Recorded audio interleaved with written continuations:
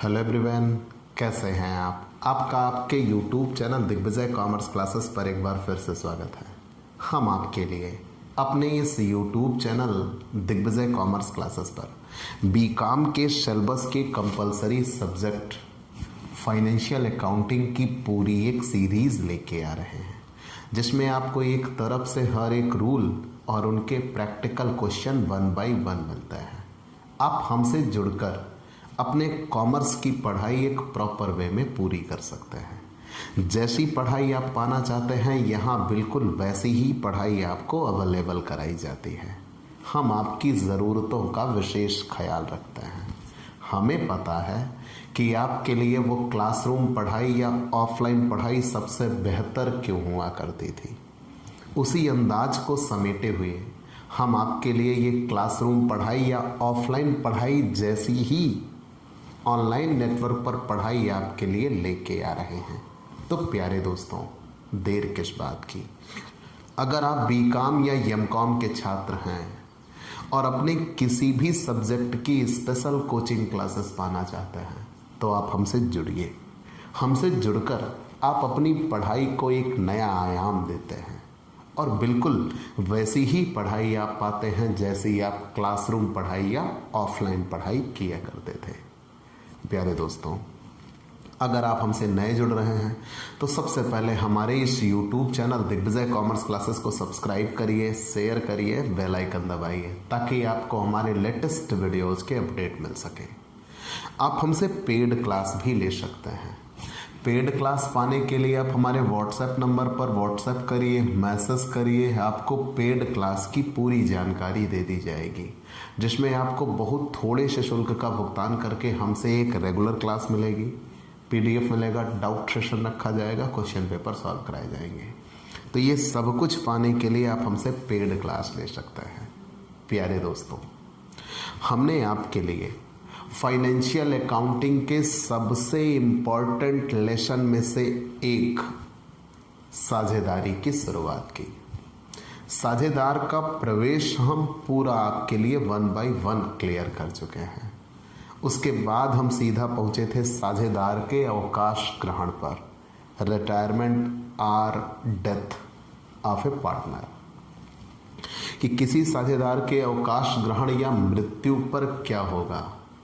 तो उसके संदर्भ को मैंने आपको क्लियर कर दिया था कि जब एक साझेदार अवकाश ग्रहण करता है या मृत्यु होती है उसकी, तो उसकी मृत्यु या अवकाश ग्रहण होने पर कौन कौन सी परिस्थितियां बदलेंगी, जिसके संदर्भ में मैंने आपको सबसे पहले नए लाभ हानि अनुपात की गणना सिखा दिया था। और फिर सीधा हम पहुंचे थे लाभ प्राप्ति अनुपात की गणना। ठीक, कैलकुलेशन ऑफ गेनिंग रेशियो। लाभ प्राप्ति अनुपात की गणना भी हम आपको करना बता दिए थे, लेकिन चूंकि ये मोस्ट इंपॉर्टेंट टॉपिक है तो आप फिर से सीख लीजिए। तो हमने यहां ये कहा था कि जब कभी कोई साझेदार किसी साझेदारी को छोड़कर जाए, चाहे असमर्थता, अस्वस्थता या कह लीजिए आपसी मतभेद या कोई अन्य कारण रहा हो, या उसकी मृत्यु ही क्यों ना हो जाए, अगर कोई साझेदार किसी साझेदारी को छोड़कर जाता है तब उसे ही अवकाश ग्रहण कहा जाता है। और जब कभी कोई साझेदार अवकाश ग्रहण करता है या उसकी मृत्यु होने पर भविष्य में जो नई फर्म का लाभ होगा वो कम साझेदारों के बीच में बांटा जाएगा। कि जब कभी किसी साझेदार की मृत्यु हो गई या कोई साझेदार अवकाश ग्रहण कर लिया, तो भविष्य में जो नई फर्म का लाभ होगा वो कम साझेदारों में बांटा जाएगा।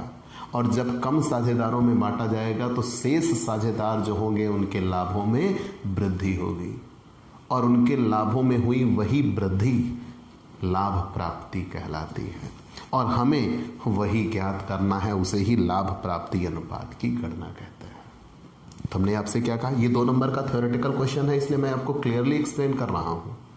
मैंने ये कहा कि जब कभी ऐसा हो कि किसी साझेदार के अवकाश ग्रहण करने के बाद या उसकी मृत्यु पर सब जो भविष्य में फर्म का लाभ होगा वो कम साझेदारों में बांटा जाएगा, तो जब कम साझेदारों में बांटा जाएगा तो इससे शेष साझेदारों के लाभों में कुछ ना कुछ वृद्धि होगी, और उनके लाभों में जो वृद्धि होगी उसी वृद्धि को ही लाभ प्राप्ति अनुपात कहेंगे। क्लियर? और इस अनुपात को ज्ञात करना आवश्यक क्यों है? क्योंकि जो मृतक साझेदार होगा या अवकाश ग्रहण प्राप्त साझेदार होगा, उस साझेदार के हिस्से की ख्याति की गणना, वो अपने हिस्से की ख्याति जरूर बाहर लेके जाएगा, तो उसके हिस्से के ख्याति की गणना इसी लाभ प्राप्ति अनुपात के अनुसार की जाएगी। क्लियर? लाभ प्राप्ति अनुपात की गणना आवश्यक क्यों? तो मैंने आपको यह बताया कि जो साझेदार अवकाश ग्रहण कर रहा है या जिसकी मृत्यु हो रही है, जब वो साझेदारी से बाहर जाएगा तो अपने हिस्से की ख्याति बाहर लेके जाएगा, और जब वो अपने हिस्से की ख्याति बाहर लेके जाएगा तो उसकी गणना इसी लाभ प्राप्ति अनुपात के आधार पर की जाएगी। इसीलिए लाभ प्राप्ति अनुपात की गणना आवश्यक है। ठीक? तो आपने ये जान लिया कि जब कभी कोई साझेदार अवकाश ग्रहण करता है या उसकी मृत्यु होती है, तो जो भविष्य में फर्म का लाभ बटेगा वो कम साझेदारों में बटेगा। जब कम साझेदारों में बटेगा तो शेष साझेदारों के लाभों में वृद्धि होगी, और उनके लाभों में होने वाली वही वृद्धि लाभ प्राप्ति अनुपात कहलाती है। और उसकी गणना आवश्यक किस लिए? क्योंकि जो साझेदार जाएगा वो अपने हिस्से का प्रीमियम या ख्याति हम जिसे बोलते हैं वो बाहर लेके जाएगा, और उसकी गणना लाभ प्राप्ति अनुपात पे की जाएगी, जिसका सूत्र ये है, लाभ प्राप्ति अनुपात बराबर नया हिस्सा माइनस पुराना हिस्सा, या नया अनुपात माइनस पुराना अनुपात। क्लियर? अब मैं यहां आपको कुछ स्पष्ट करना चाहूंगा। स्पष्ट ये करना चाहूंगा कि अगर प्रश्न में, याद करिएगा, अगर प्रश्न में नया हिस्सा भी दिया है और पुराना हिस्सा भी दिया है, तो अगर प्रश्न में नया हिस्सा और पुराना हिस्सा दोनों दिया है तो लाभ प्राप्ति अनुपात निकालने में फिर क्या दिक्कत है? नए अनुपात में से पुराना अनुपात घटा दीजिए, लाभ प्राप्ति अनुपात बराबर नया अनुपात माइनस पुराना अनुपात, और जैसे ही हम नए अनुपात में से पुराना अनुपात घटाएंगे लाभ प्राप्ति अनुपात आ जाएगा। Clear? New ratio minus old ratio. आइए एक प्रैक्टिकल क्वेश्चन आपके लिए। इलस्ट्रेशन 4 हमें विधिवत याद है, हम इलस्ट्रेशन 3 तक आपको बता चुके थे। तो लाभ प्राप्ति अनुपात होता क्या है ये मैंने आपको बता दिया। लाभ प्राप्ति अनुपात निकालेंगे कैसे, सूत्र क्या है वो भी बता दिया। लाभ प्राप्ति अनुपात बराबर नया अनुपात माइनस पुराना अनुपात। याद करिएगा, जब प्रवेश पाठ में थे तो आप त्याग अनुपात निकालते थे, क्योंकि जब कोई साझेदार आता था तो उसके आने से जो साझेदार होते थे उनका हिस्सा घट जाता था, तो उन साझेदारों को अपना हिस्सा छोड़ना पड़ता था, त्याग करना पड़ता था, तो हम त्याग अनुपात निकालते थे। अब यहां जब कोई साझेदार जाएगा तो उसके जाने से बचे साझेदारों का हिस्सा बढ़ जाएगा, तो उनको लाभ प्राप्ति अनुपात। तो जब त्याग अनुपात था तो यही फॉर्मूला उल्टा था, पुराना अनुपात माइनस नया अनुपात था, और जब लाभ प्राप्ति अनुपात है तो नया अनुपात माइनस पुराना अनुपात। तो इलस्ट्रेशन 4 निकालेंगे कैसे? कहा यह गया है कि 1 जनवरी 1999 को P, Q और R साझेदार हैं, जो कि लाभों को 2/5, 2/5 और 1/5 के अनुपात में बांटते हैं। इस तिथि को Q अवकाश ग्रहण करता है। P और R का नया लाभ हानि अनुपात 3/4 और 1/4 होगा। लाभ प्राप्ति अनुपात की गणना कीजिए। क्लियर? चलिए हम देखते हैं। तो यहाँ क्वेश्चन में क्या क्या दिया हुआ है कि भाई पहले ये सारी चीज़ें हम क्लियर कर लेते हैं। हमें लाभ प्राप्ति अनुपात की गणना करनी है।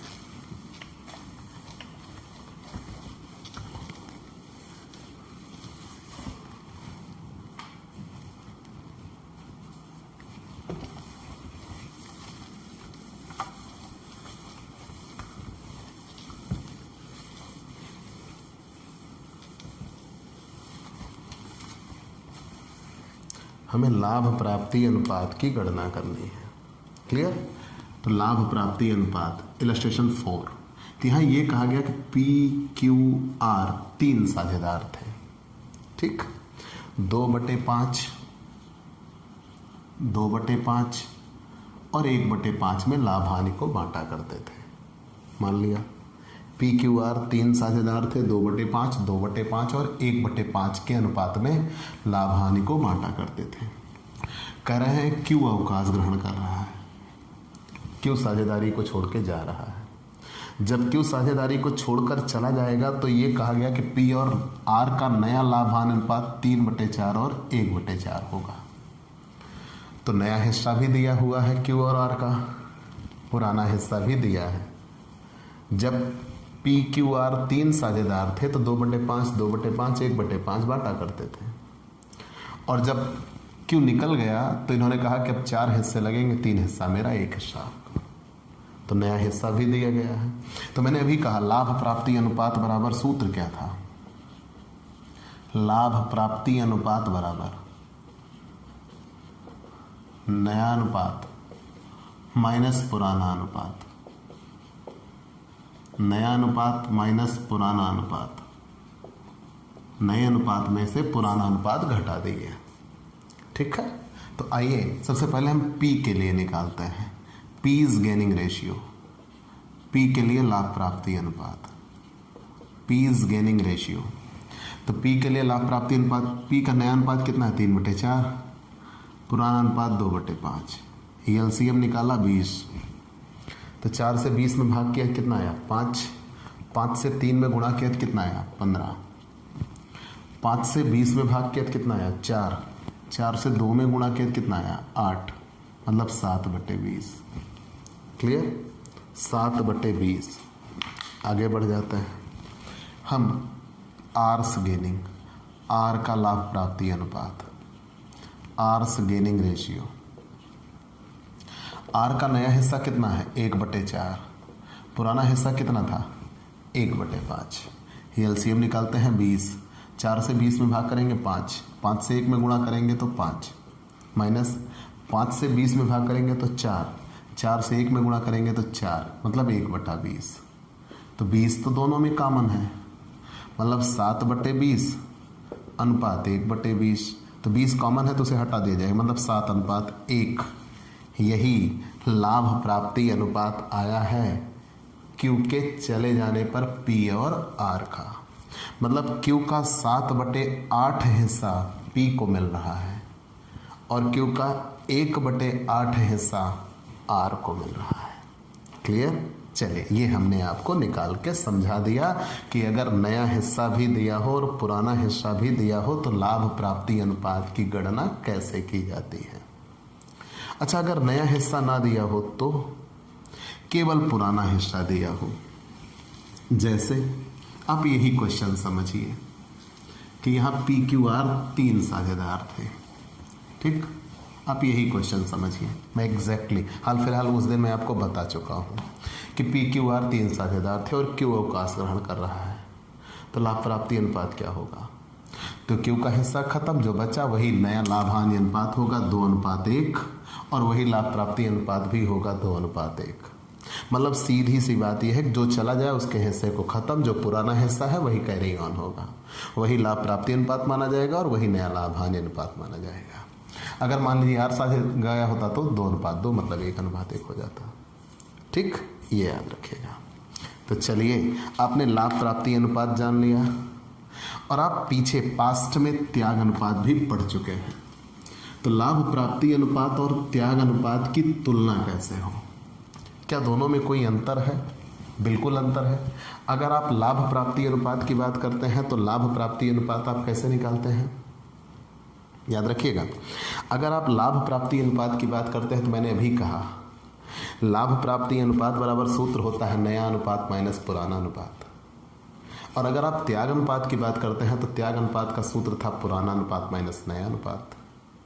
जब कभी कोई साझेदार प्रवेश करता है तो त्याग अनुपात की गणना की जाती है, और जब कभी कोई साझेदार अवकाश ग्रहण करता है तो लाभ प्राप्ति अनुपात की गणना की जाती है। ऐसा क्यों? क्योंकि जब कभी कोई साझेदार प्रवेश करता है तो साझेदार के प्रवेश के समय जो साझेदार रहते हैं उनकी हिस्सेदारी कम हो जाती है, उनको त्याग करना पड़ता है। और जब कभी कोई साझेदार अवकाश ग्रहण करता है तो अवकाश ग्रहण करने पर जब वो जाएगा तो उसका हिस्सा बढ़ जाएगा, और उससे साझेदारों का हिस्सा बढ़ जाएगा तो उनको लाभ प्राप्ति अनुपात निकालना पड़ता है। ठीक, तो त्याग अनुपात से क्या होता है कि जो साझेदार रहते हैं उनकी प्रभावशीलता या हिस्सेदारी घट जाती है और लाभ प्राप्ति अनुपात से होता है जो शेष साझेदार रहते हैं उनकी प्रभावशीलता या हिस्सेदारी बढ़ जाती है। ठीक, तब हमें नया टॉपिक पढ़ना होगा, ख्याति का समायोजन एवं उसका लेखा। तब जब कभी कोई साझेदार अवकाश ग्रहण कर रहा है तो ख्याति का समायोजन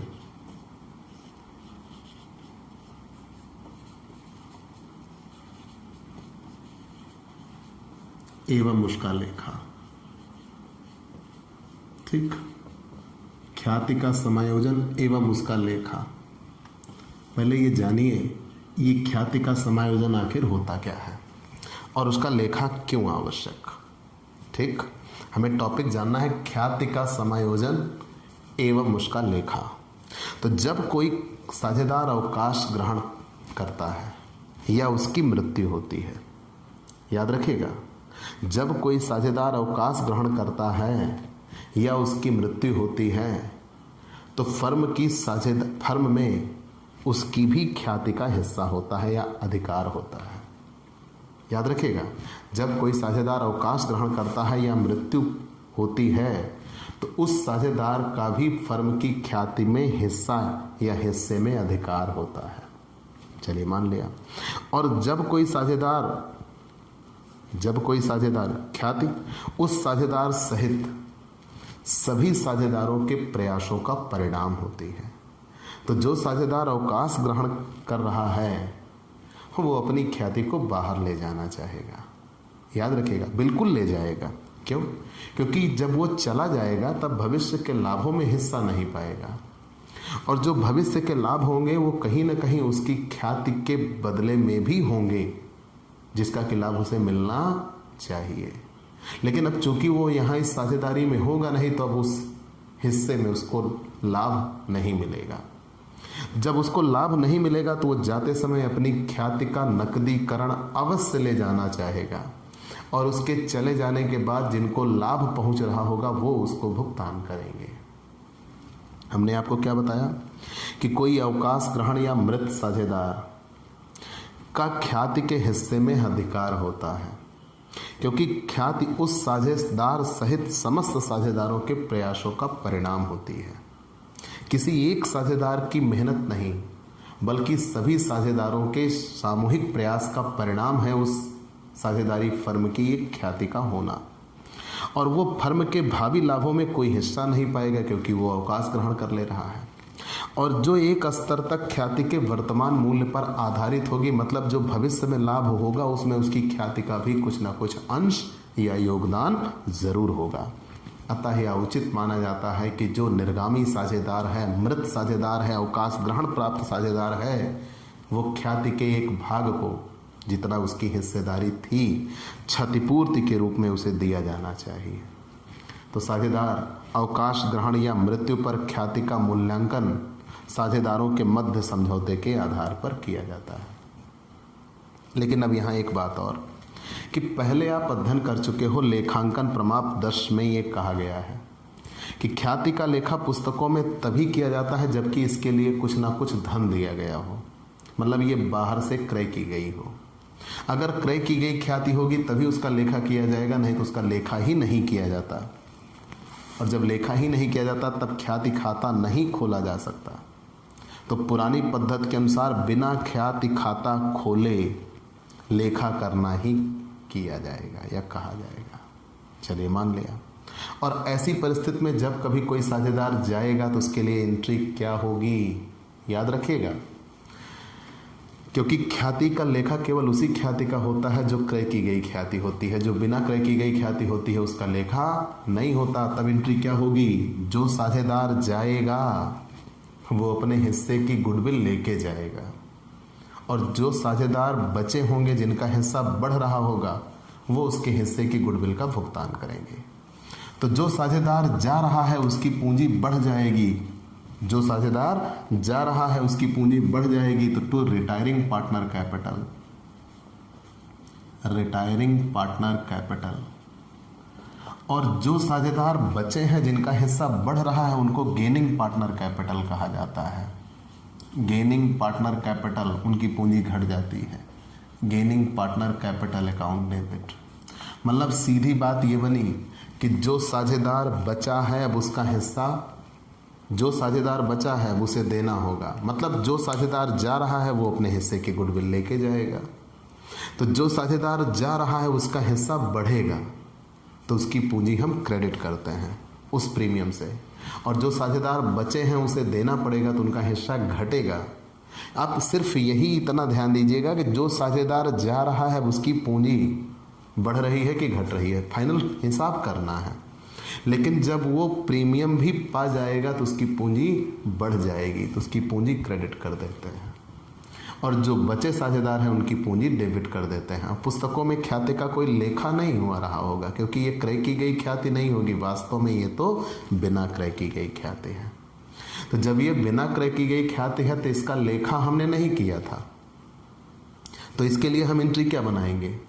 जो साझेदार जाएगा वो अपने हिस्से की ख्याति बाहर ले जाएगा, तो उसके हिस्से के बराबर उसकी पूंजी बढ़ जाएगी, तो उसकी पूंजी को हम क्रेडिट कर देंगे, रिटायरिंग पार्टनर कैपिटल।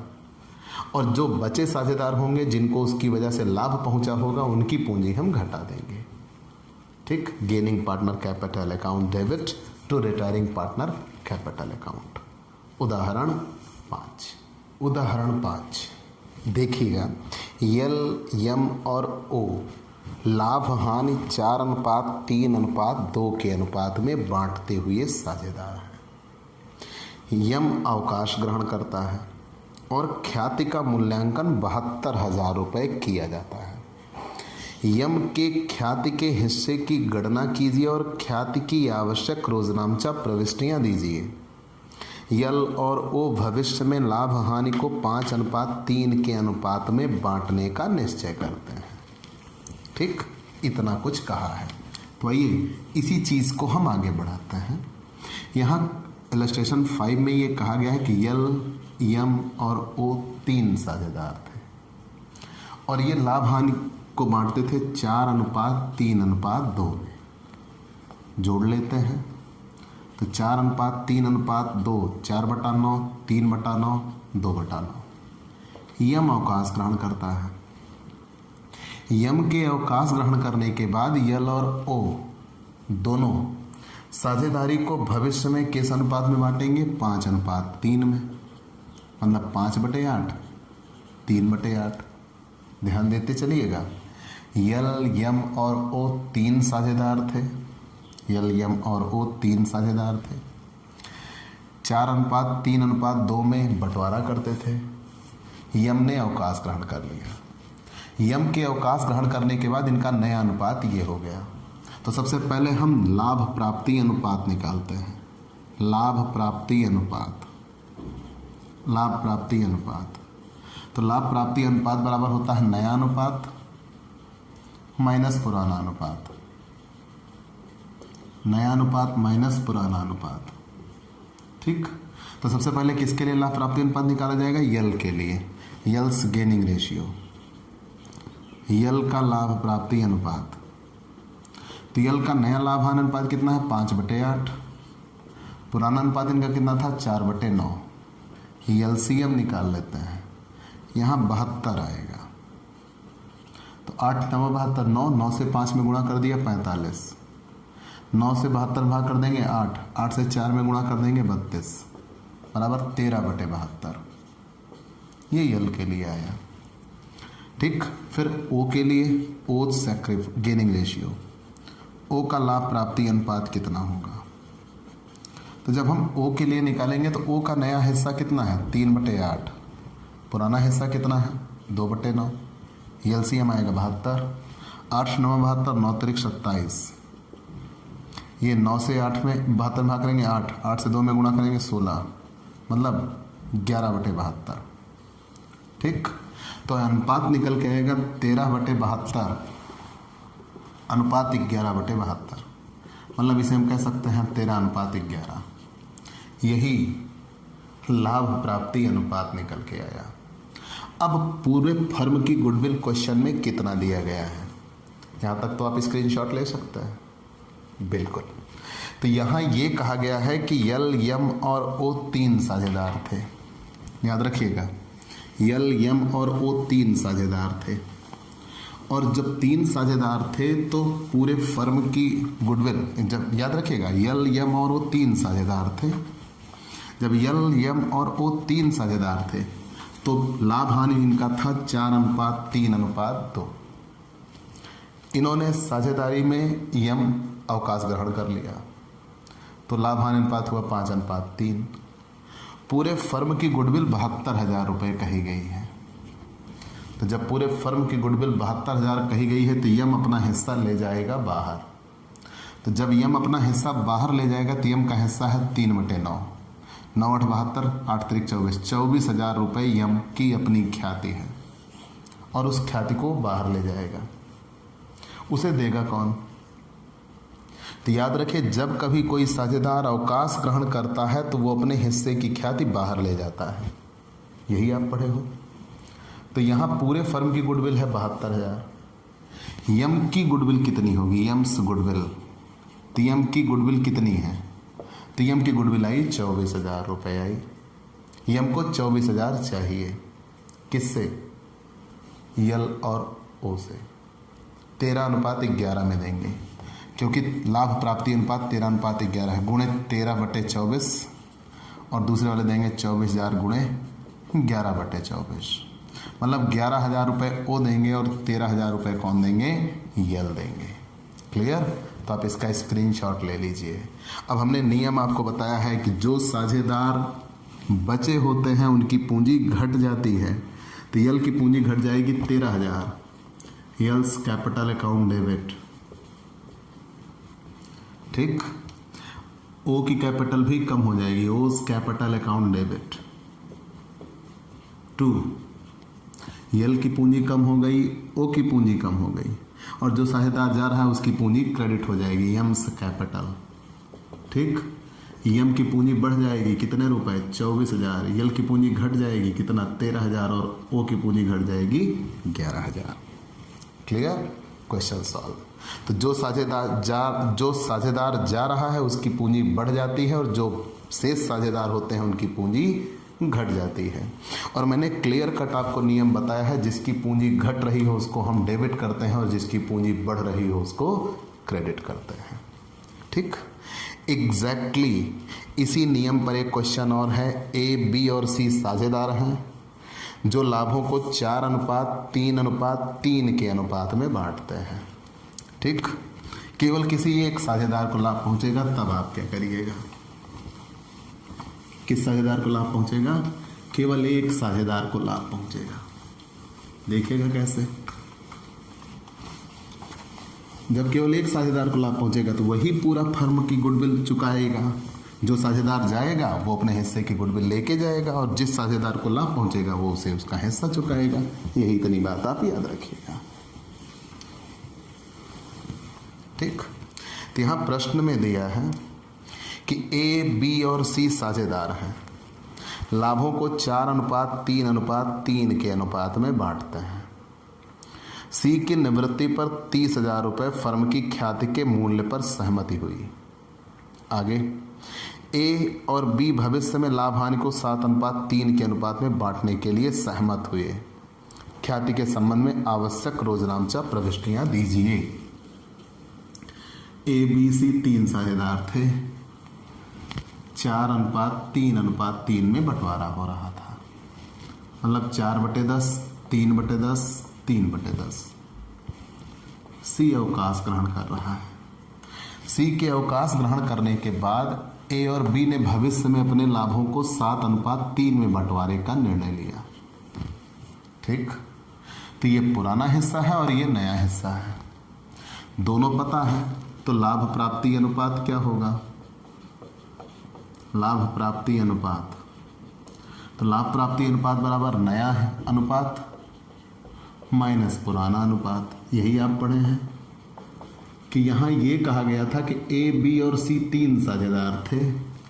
याद रखिएगा, ए, बी और सी 3 साझेदार थे, तीनों का अनुपात था 4:3:3। सी अवकाश ग्रहण कर रहा है। सी के अवकाश ग्रहण करने पर नया अनुपात होगा 7:3। तो पहले हम लाभ प्राप्ति अनुपात निकालते हैं। नया अनुपात माइनस पुराना अनुपात, तो ए का लाभ प्राप्ति कितना हुआ, ए इज गेनिंग, ए को कितना लाभ पहुंचा, तो ए का नया अनुपात है 7/10, पुराना अनुपात था 4/10, मतलब उसको लाभ पहुंचा 3/10। बी को कितना लाभ पहुंचा, बी इज गेनिंग, बी को कितना लाभ पहुंचा, तो बी का हिस्सा नया हिस्सा है 3/10, पुराना हिस्सा भी 3/10, मतलब उसको कोई लाभ नहीं पहुंचा। तो मतलब यहाँ हम कह सकते हैं कि सी के चले जाने पर पूरा का पूरा फायदा केवल और केवल किसको हुआ है, ए को हुआ है, क्योंकि सी का पूरा हिस्सा किसको मिल गया, ए को मिल गया। चलिए यहाँ तो हमने निकाल लिया। अब बात आई सी अपने हिस्से की गुडविल बाहर ले जाएगा, सी इज गुडविल, तो पूरे फर्म की गुडविल 30,000 कही गई है, पूरे फर्म की गुडविल 30,000, और सी का हिस्सा है 3/10, सी का हिस्सा है 3/10, तो मतलब पूरे फर्म की गुडविल में से 9,000 रुपये सी का हिस्सा है। तो सी को ये 9,000 रुपये गुडविल के चाहिए, किससे, उसके जाने से, जिसको लाभ पहुंच रहा हो उससे। तो सी को तो चाहिए, टू सीज कैपिटल, सी की पूंजी भैया क्रेडिट होगी, उसमें तो कोई संदेह नहीं है। लेकिन सी को ये पैसा देगा कौन, सी के चले जाने से जिसको लाभ पहुंच रहा है। तो यहाँ सी के चले जाने से लाभ केवल और केवल किसको पहुंच रहा है, ए को पहुंच रहा है, तो केवल ए देंगे, A is capital account debit, clear. और अगर बी को भी लाभ पहुंचा होता तो बी भी देते, लेकिन यहाँ केवल और केवल लाभ किसको पहुंच रहा है, ए को, इसलिए सिर्फ ए चुकाएगा। क्लियर, सॉल्व हो चुका है। अब हम आते हैं इलस्ट्रेशन 7। अगर पुस्तकों में पहले से ही ख्याति का खाता दिया हो तो, इसको तो हम सबसे पहले ही आपको बता चुके हैं, याद रखिएगा। अगर पुस्तकों में पहले से ही ख्याति का खाता दिया होता है तो ख्याति को वास्तव में हानियों का समूह माना जाता है और इसको सभी साझेदार आपस में बांट लेते हैं और इससे उनकी पूंजी घट जाती है। जो साझेदार अवकाश ग्रहण कर रहा है वो भी बांटेगा, उससे उनकी पूंजी घटेगी, और जिसकी पूंजी घटेगी उसे डेबिट करते हैं और टू गुडविल हो जाएगा। तो मतलब ये याद रखिएगा, अगर कभी कोई साझेदार अवकाश ग्रहण कर रहा है और उस दिन तक चिट्ठे में कोई ख्याति का खाता लिखा गया था तो पहले सभी साझेदार आपस में मिलकर उस ख्याति को बांट लेंगे, इससे उनकी पूंजी कम हो जाएगी। फिर वास्तव में जो उसकी पूंजी बच रही है या प्रीमियम बढ़ रहा है वो उतना पा जाएगा। ठीक, तो यहाँ देखिए क्या कहा गया है, इलस्ट्रेशन 7। पहले हम इसे क्लियर कर देते हैं, इलस्ट्रेशन 7। ठीक,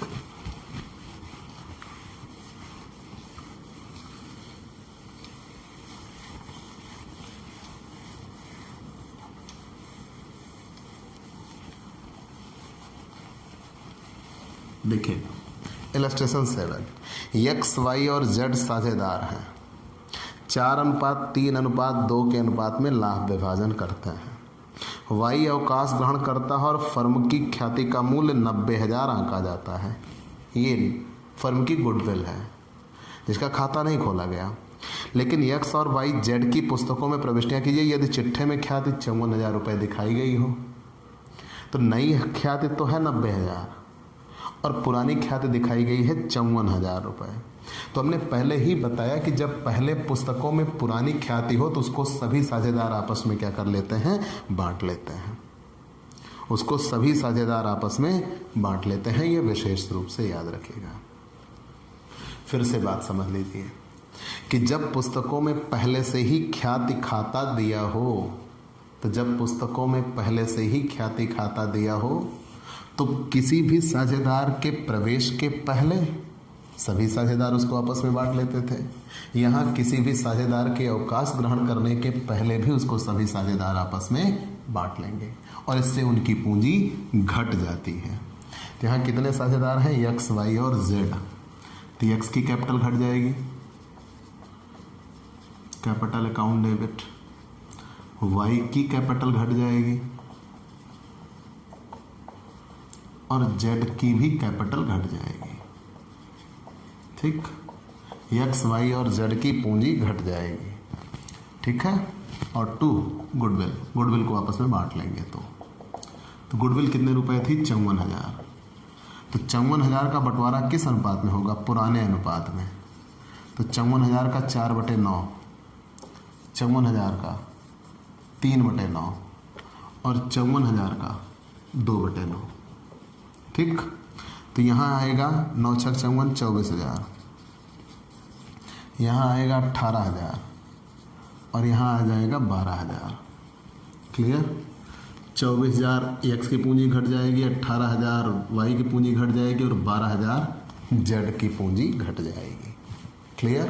तो हमने ये नियम कहा है, अगर पुस्तकों में पहले से ख्याति खाता दिया हो तो उसको सभी साझेदार आपस में बांट लेंगे, इससे उनकी पूंजी घट जाती है।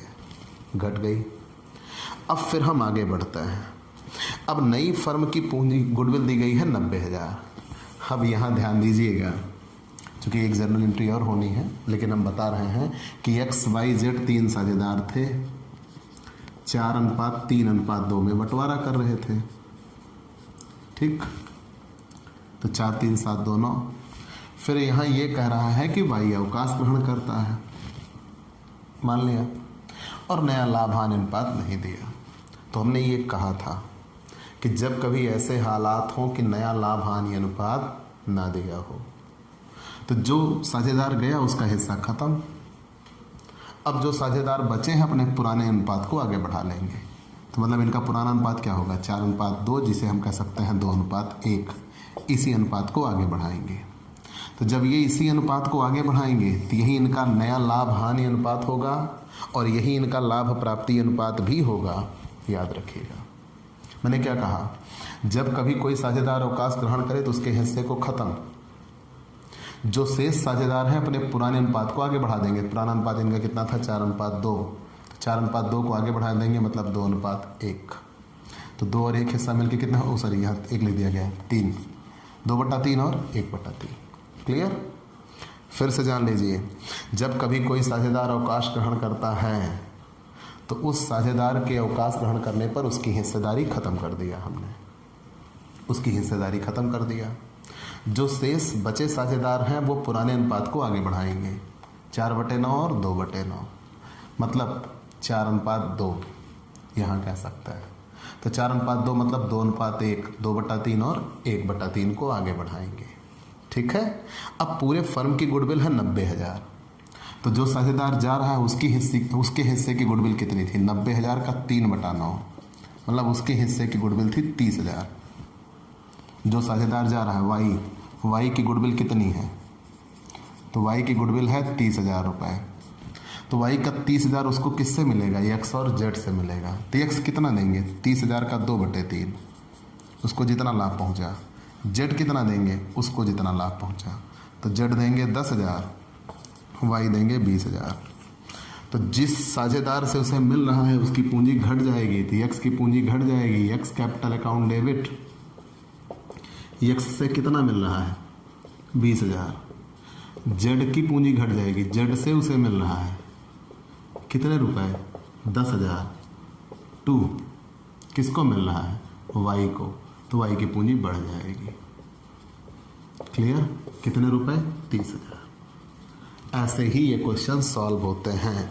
याद रखिएगा, जो साझेदार जाएगा वो अपने हिस्से की गुडविल लेके बाहर जाएगा और जो साझेदार बचे रहेंगे वो देंगे तो उनके हिस्से की गुडविल वो देंगे तो उनकी पूंजी घट जाएगी। तो जो साझेदार बाहर जाएगा उसकी पूंजी बढ़ जाएगी, जो साझेदार बचे रहेंगे जिनको लाभ पहुंचेगा उनकी पूंजी घट जाएगी। तो प्यारे दोस्तों, आपको ये क्लास कैसी लगी हमें ज़रूर बताइएगा। आपके लाइक और कमेंट का इंतज़ार रहेगा। आप हमसे पेड क्लास भी ले सकते हैं और पेड क्लास पाने के लिए आप हमारे व्हाट्सएप नंबर पर व्हाट्सएप करिए, मैसेज करिए, आपको पेड क्लास की पूरी जानकारी दे दी जाएगी, जिसमें आप बहुत थोड़े से शुल्क का भुगतान करके हमसे एक रेगुलर क्लास पाते हैं। PDF मिलेगा, डाउट सेशन रखा जाएगा, क्वेश्चन पेपर सॉल्व कराए जाएंगे। तो ये सब कुछ पाने के लिए आप हमसे पेड क्लास ले सकते हैं। और स्पेशली अगर आप हमसे नए जुड़े हैं तो सबसे पहले हमारे इस YouTube channel Digvijay commerce classes को सब्सक्राइब करिए, शेयर करिए, बेल आइकन दबाइए ताकि आपको हमारे लेटेस्ट वीडियोज़ के अपडेट मिल सकें। तो आज की क्लास में इतना ही। अगले दिन नए टॉपिक के साथ फिर से मुलाकात होगी। चलते हैं दोस्तों, बाय बाय दोस्तों।